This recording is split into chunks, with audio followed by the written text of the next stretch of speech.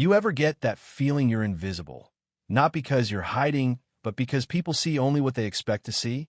That's exactly how it started for me at Coronado. Thick fog rolling over the base, SUVs creeping past the gates like something out of a spy flick. But let's be real, the tension was more coffee-stained paperwork than car chases.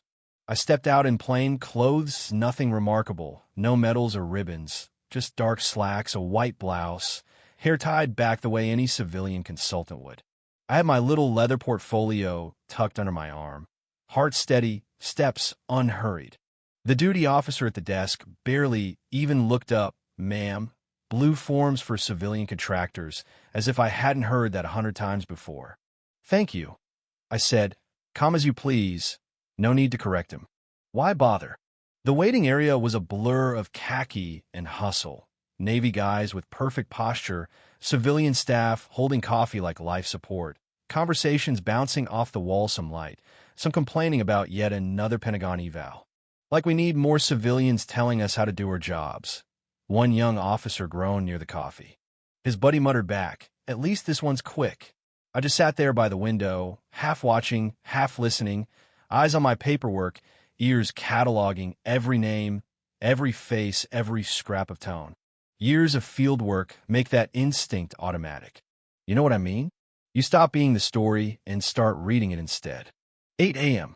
Sharp, the doors swing open, and in walks Jake Morrison, SEAL Team 7, the kind of guy whose chest tells half his story in ribbons and whose walk says the rest.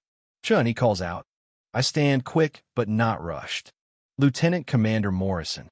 I see the young guys in the corner smirk. Morrison's new assistant, huh? The room they put us in is military perfect. Rows of chairs, a big screen up front. Every seat is silent social contest. Morrison points me to the second row. "You'll have a good view for taking notes." I nod, portfolio on my lap. Around me, the conversations drop to strategic whispers, budget cuts, training tweaks, who's in, who's out. If they were worried about outsiders, they sure weren't subtle about it. Then Captain Webb enters, and the whole place snaps to attention. She's got that air, you know? Tall, silver hair, ice blue eyes, posture you could measure with a ruler. "Ladies, gentlemen, we're here to discuss the new protocols," she announces, laying down the law without a single raised voice. Morrison gets his turn, all polite confidence, but I can feel eyes drifting my way, some curious, some doubting, a few looking through me like I'm wallpaper. The presentation's all numbers and charts, operational effectiveness and whatnot, and I'm scribbling Notastani marks in the margins, tactical shorthand for muscle memory. Every now and then I let slip a question that lands harder than they expect, like when I ask about close-quarters combat in non-standard buildings. The room goes silent, just for a beat, and Chief Warrant Officer Kim nods, surprised. "Good point," he says, and Morrison glances at me, head tilted, reassessing. As we break for lunch, Morrison lingers. "You know more than you're letting on," he says, settling next to me. I don't miss a beat. Most people see what they expect, Lieutenant Commander. Just doing my job. He studies me, trying to solve a puzzle he can't quite see. Voices echo down the hall. People filing back in for the afternoon's practical demos. Sun's blazing now, San Diego in spring. Hot, as you'd expect. Lieutenant Hayes calls out, "Hope you can keep up, Chun."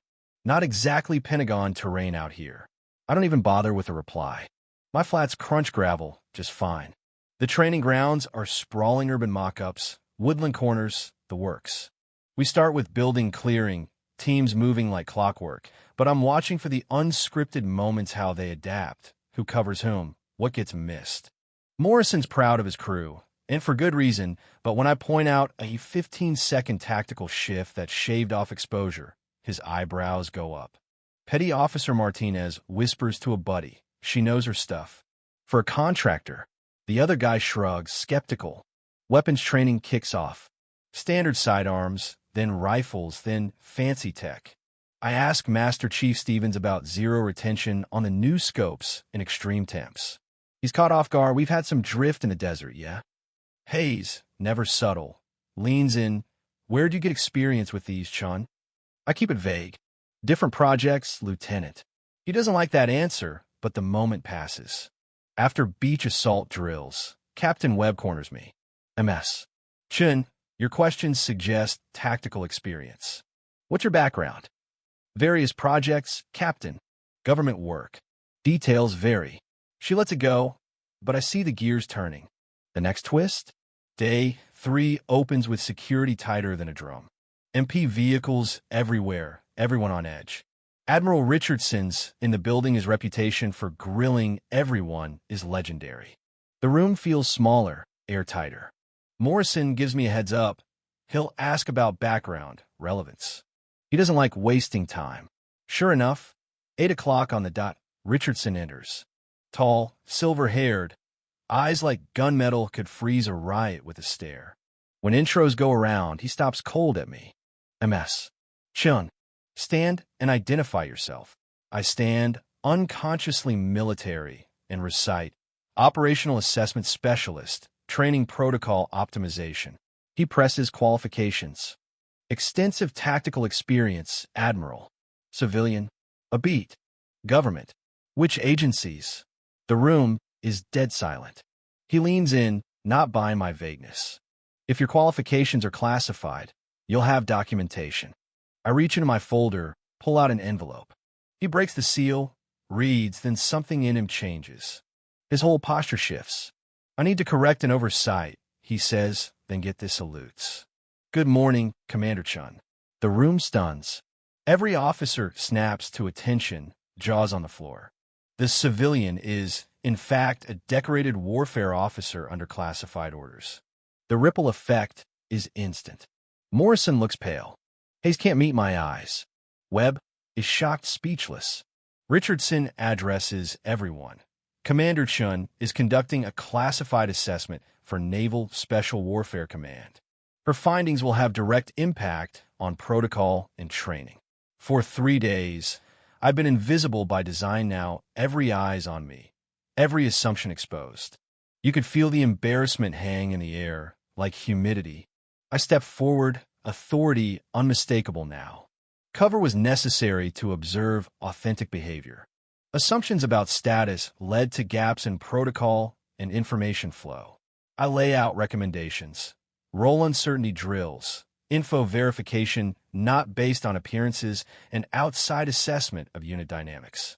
Richardson nods, exactly the perspective we need. Hayes apologizes, cheeks burning, but I let him off easy. Your comments gave me real data about team dynamics. No hard feelings.